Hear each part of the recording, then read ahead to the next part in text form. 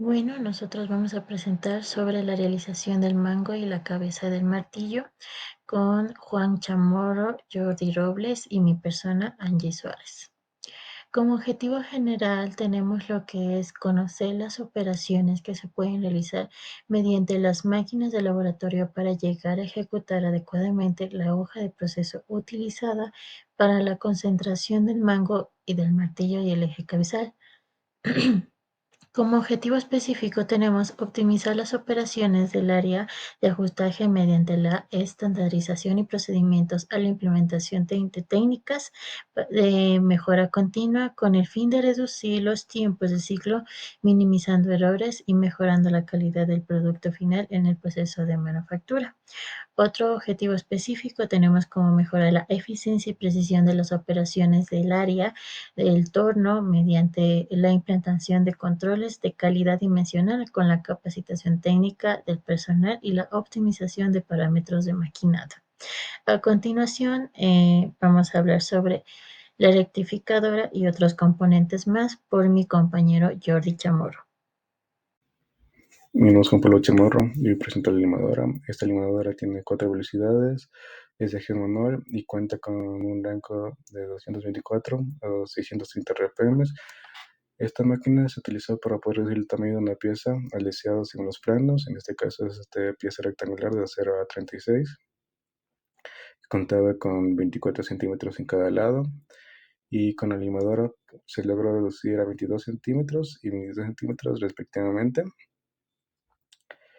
Para poder medir la longitud de esta limadora, o sea, lo que reduce esta limadora, cuenta con el reglete en la parte de arriba, que aproximadamente cada linita es de 1 milímetro, logrando que tengamos una precisión manual más o menos buena, dependiendo del ojo humano, y también logramos hacer un ángulo de 45 grados con esta máquina.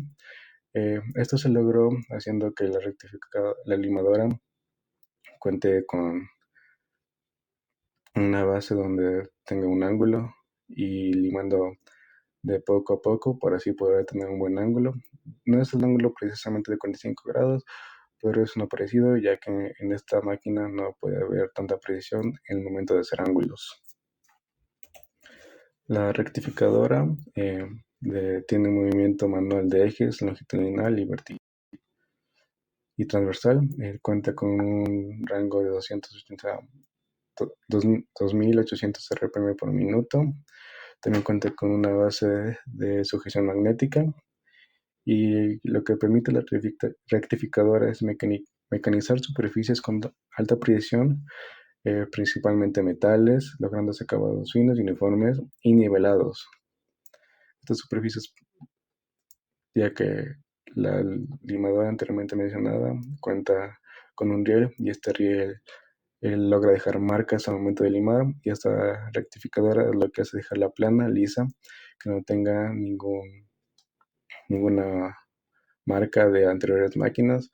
Por eso anteriormente se dijo que se dejó un ancho de 22 y 23 centímetros para que esta rectificadora pueda reducirlo un poquito más y logramos tener eh, las medidas de los planos, que en este caso sería 21 a 22 centímetros. También podemos hacer que los ángulos que hicimos en la anterior limadora sean un poco más exactos, ya que en el momento de utilizar ángulos con limadora no es tan preciso y podamos reducirlos más o menos a 45 grados, que es lo deseado con esta máquina.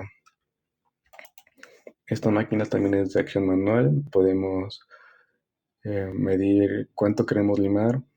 Al momento de limar tenemos que ver si salta chispa y ahí sí ya darle seguido con el eje vertical para poder mover las piezas. Y como ya dije, esta máquina cuenta con una base magnética que es bien importante asegurar y que solo se puede utilizar con piezas en forma horizontal, ya que no cuenta con una placa vertical y solo se ejecuta con placas horizontales. Conclusiones y recomendaciones para la limadora y la rectificadora. Conclusiones. La limadora es una máquina bastante fácil de usar, bastante intuitiva, tiene un sistema de encendido y apagado bastante fácil. También es muy fácil de poner las medidas para el momento de su uso. Para la rectificadora también es bastante intuitiva, solo toca tener un poco de cuidado al momento de poner las medidas, ya que tiene una rueda de 1 entre 100 milímetros.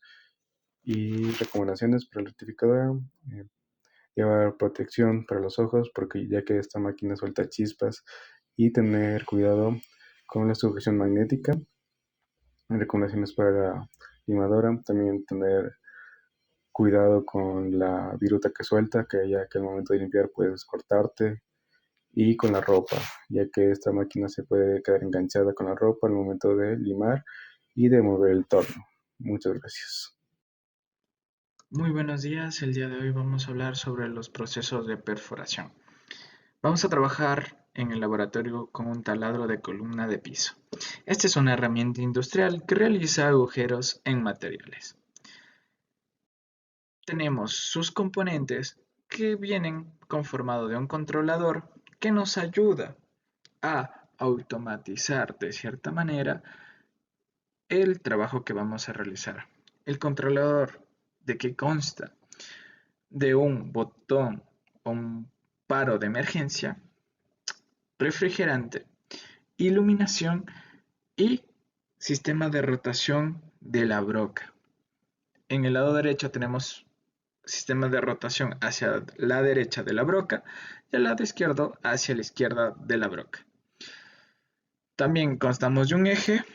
El eje es básicamente un tubo de metal que nos ayudará a mover el taladro o la cabeza o el cuerpo del taladro de arriba hacia abajo. Esta está conectada por una palanca. ¿Qué nos ayuda la palanca? La palanca nos ayuda a que por medio de nuestra fuerza, nosotros ejercer fuerza para nosotros hacer la perforación.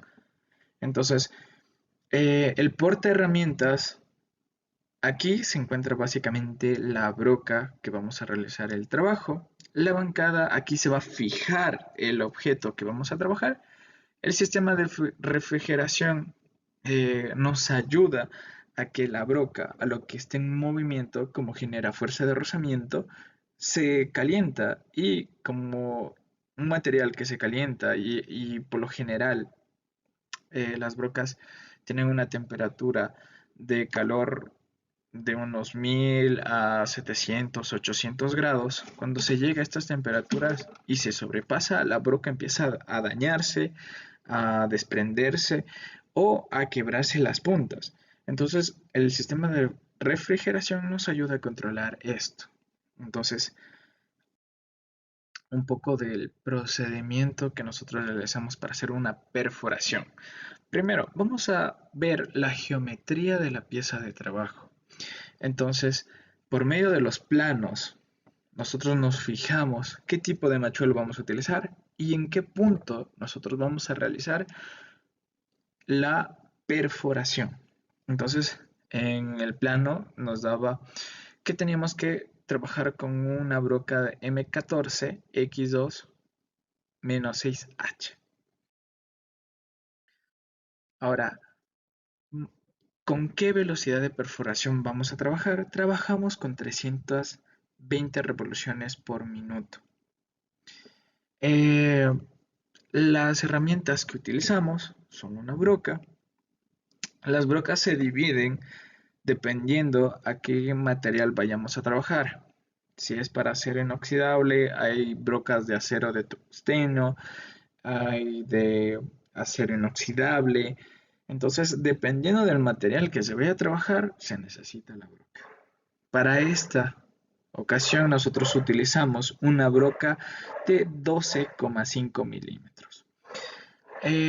Configuramos la taladradora a 320 revoluciones por minuto con un giro hacia la derecha. El proceso de perforación lo realizamos después de calcular en dónde vamos a hacer la perforación con un punzón.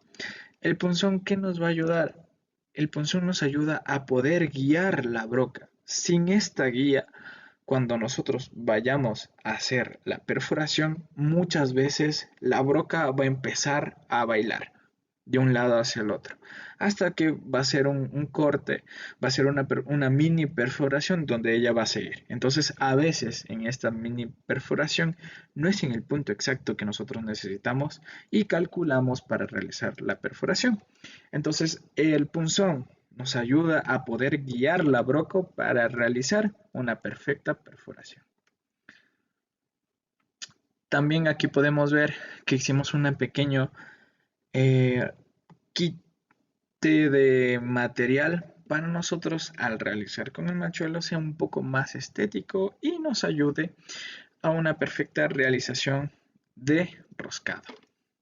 Como conclusiones del taladro, tenemos que tiene que ser el taladro configurar las revoluciones a las cuales vamos a trabajar. A una mayor revolución, las brocas van a llegar mucho más rápido a esa temperatura en donde empiezan a dañarse. Tener en cuenta el tipo de material y el tipo de broca que vamos a utilizar para nosotros realizar la perforación. Como recomendaciones, recomendamos gafas, guantes y tener una distancia prudente. ¿Por qué? Porque al realizar nosotros la perforación, nos vamos a dar cuenta que va a haber un desprende de viruta y muchas veces nos va a golpear. Entonces, tener muy en cuenta estas recomendaciones. También utilizar el punzón para poder guiar la broca y sobre todo tener en cuenta el refrigerante para que no se dañe la broca. Mantener también que la broca en las puntas tenga un grado de 90 grados para que la broca esté eh, dispuesta y perfecta para su trabajo. Ahora vamos a hablar sobre el trabajo de roscado. ¿Qué nos ayuda el trabajo de roscado? Esta parte viene después de la perforación. Entonces, el roscado, como lo vemos aquí, esta es la parte final como nos quedó la cabeza del martillo al realizar la perforación y el roscado. El roscado lo realizamos como machuelo. Este machuelo tiene que ser un poco más grande, su medida un poco más grande que la broca.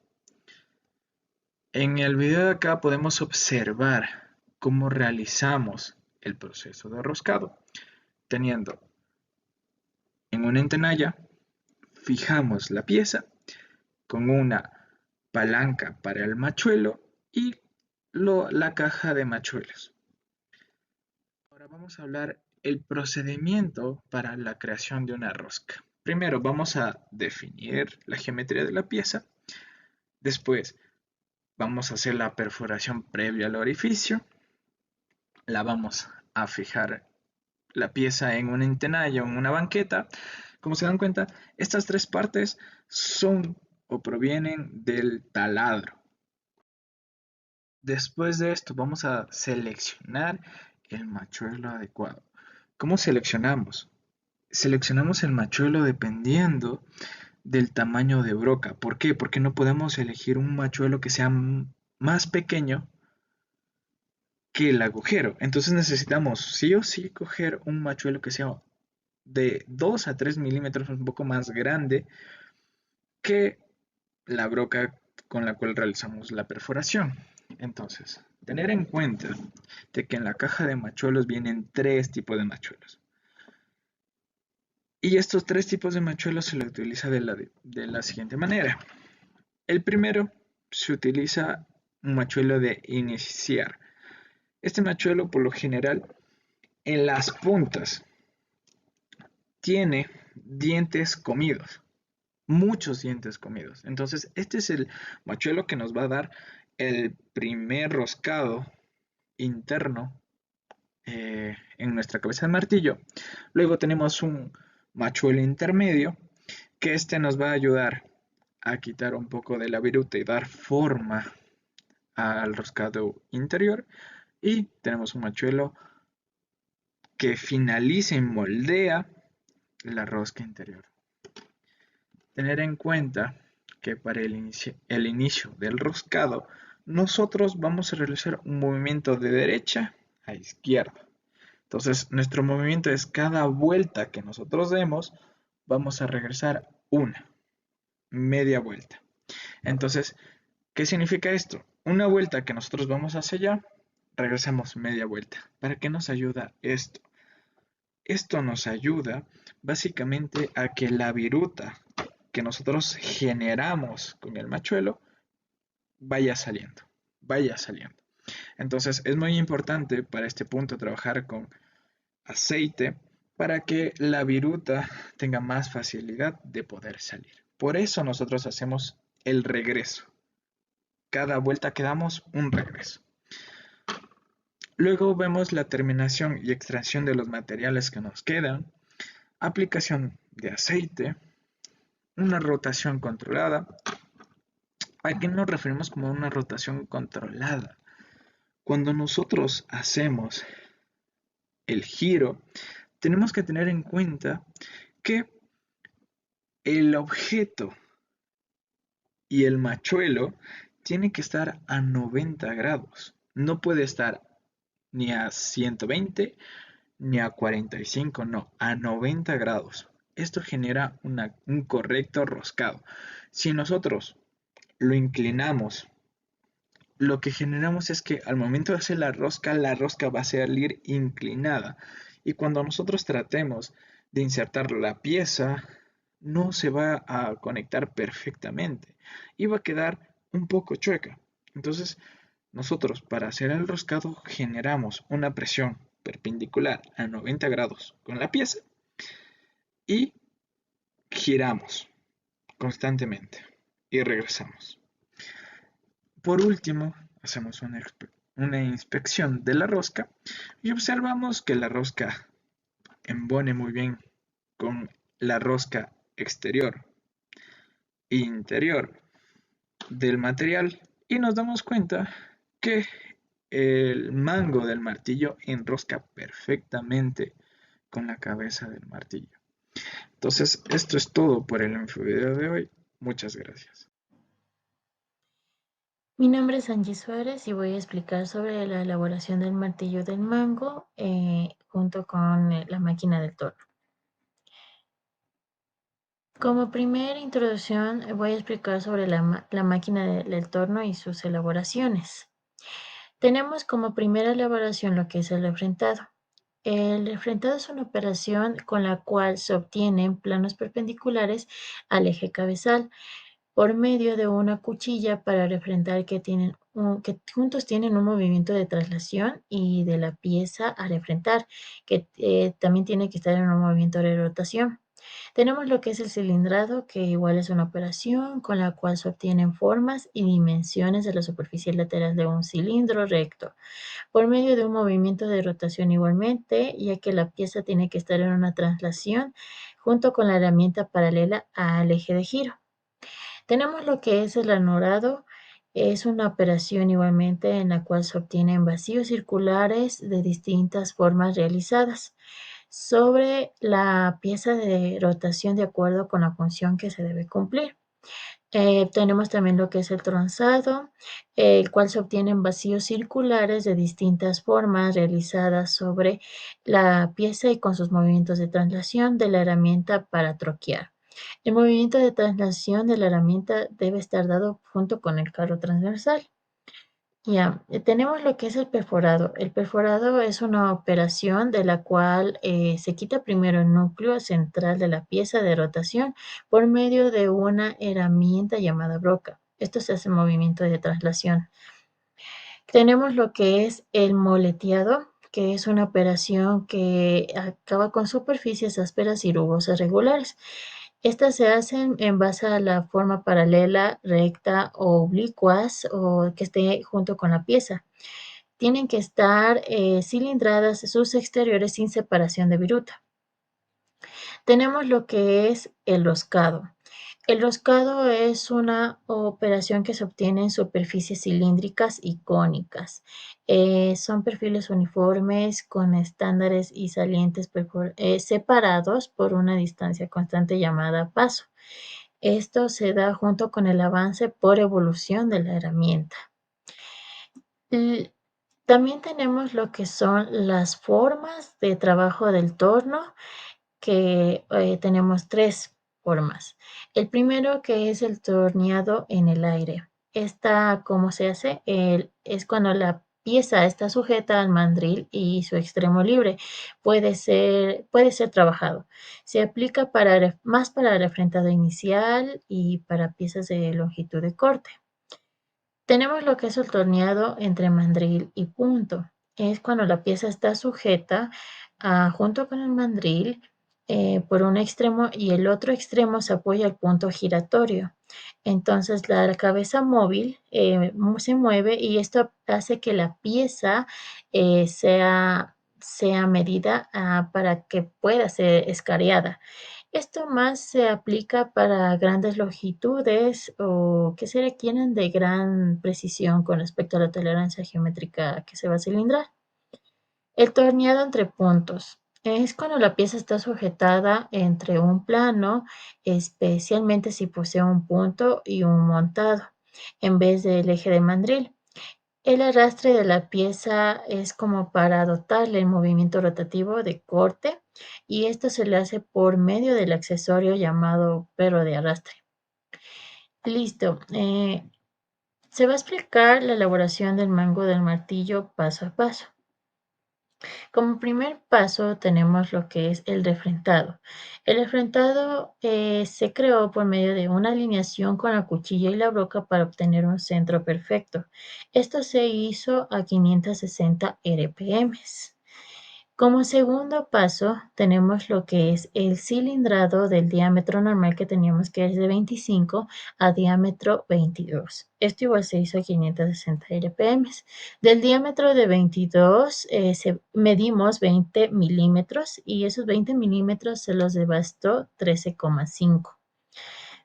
Como tercer paso tenemos la realización del cono. La realización del cono se hizo a 5 grados por 7 milímetros. Igual esto se aplicó a 560 RPM para así poder hacer el tronzado, que igual es de 5 grados por 2,5 milímetros. Como cuarto paso tenemos lo que es el roscado. Se aplicó un roscado de M14 de 2 milímetros. Esto se hizo a unas RPM de 90 y 95. El refrentado se aplicó unas RPM de 560 y el chaflán se hizo de 45 grados a 2 milímetros para así obtener un acabado más preciso. Como quinto paso tenemos lo que es el moleteado.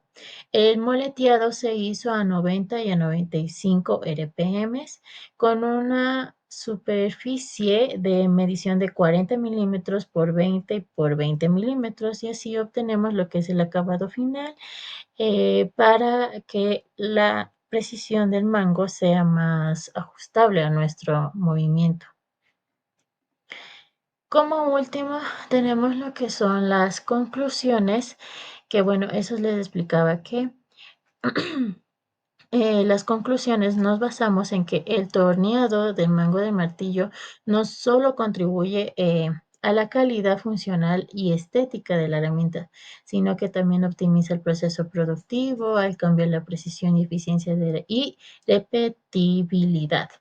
Esto lo convierte en una operación clave dentro del proceso de la manufactura de herramientas manuales.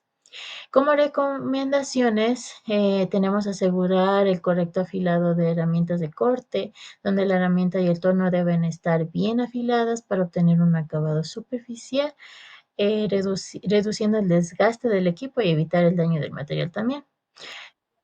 Otra recomendación tenemos lo que es controlar las dimensiones y la forma del mango. Usar plantillas o sistemas de medición para garantizar que todos los mangos tengan la misma forma y tamaño y tamaños y sean ergonómicas. Otro también tenemos lo que es mantener una velocidad de rotación adecuada para así ajustar las revoluciones por minuto en el torno. según el tipo de material que se vaya a utilizar para evitar quemaduras, astillas o deformaciones del material. Eso es todo. Muchas gracias por su atención.